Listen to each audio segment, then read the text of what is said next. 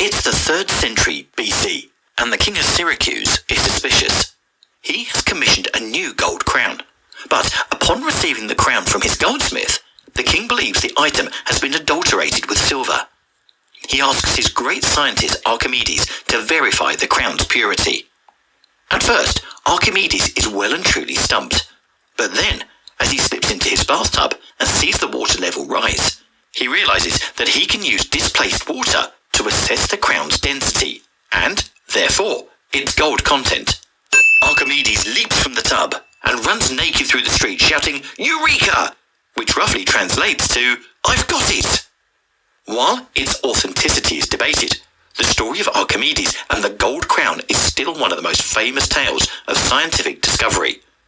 Researchers who study the process of creative breakthroughs, also referred to as aha or eureka moments, say Archimedes' experience can offer valuable lessons to anyone who could use a little creative inspiration.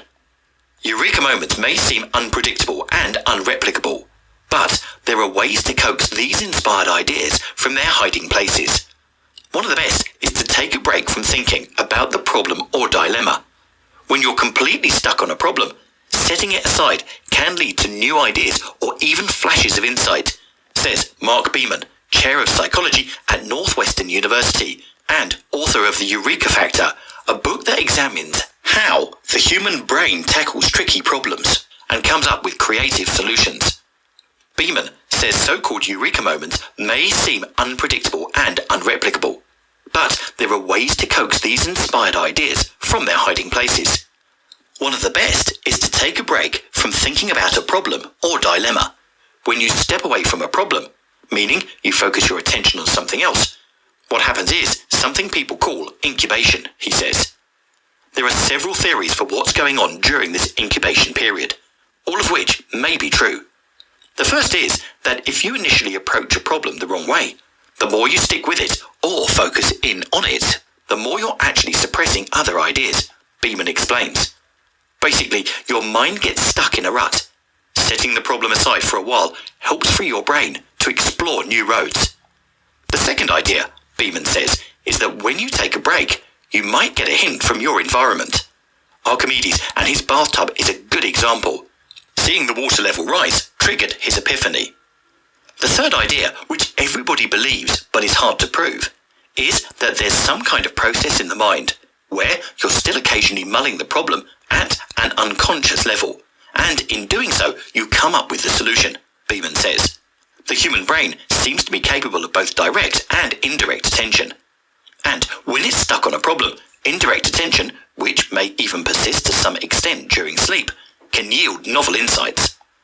While it's unclear exactly how this incubation period works its magic, Beeman says there are several steps you can take to rise the odds that incubation will be fruitful. First of all, you need to thoroughly dissect a problem and work through all the obvious solutions. You need this first stage where you're really analysing a problem and bringing it into focus internally, he says. Once you've done that work and are ready to incubate, it's helpful to engage in tasks that allow your mind time and space to wander without distraction.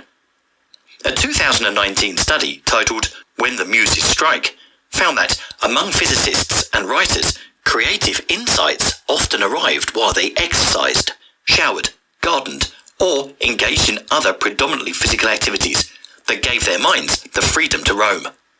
Engaging in non-demanding tasks seems to foster productive mind-wandering, which can lead to these aha experiences, says Jonathan Schooler, first author of the study and a professor of psychological and brain sciences at UC Santa Barbara. Schooler points out that mind-wandering is a universal human activity, so from an evolutionary perspective, it makes sense that it would serve an important function. If it didn't, the human brain wouldn't do it. There are countless anecdotes about great thinkers and inventors who recognize the importance of taking breaks to ponder a problem or simply daydream. Both Einstein and Darwin prioritized long daily strolls. Schooler's research defines mind-wandering as any activity that allows having task-independent thoughts.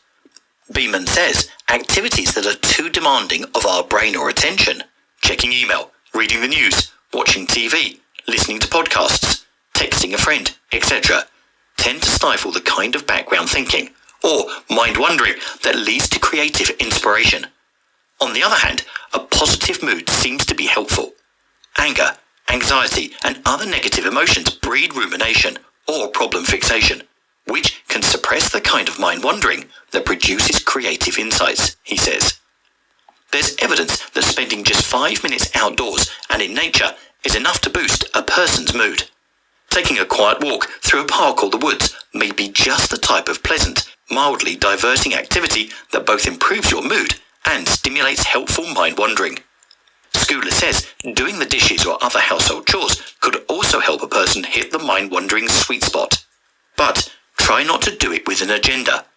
Creativity is closely related to play, Schooler says, and if a person is approaching this whole enterprise with the express goal of producing creative breakthroughs, that objective may interfere with the mind's ability to perform its special alchemy. Lighten up and let your mind roam, he says.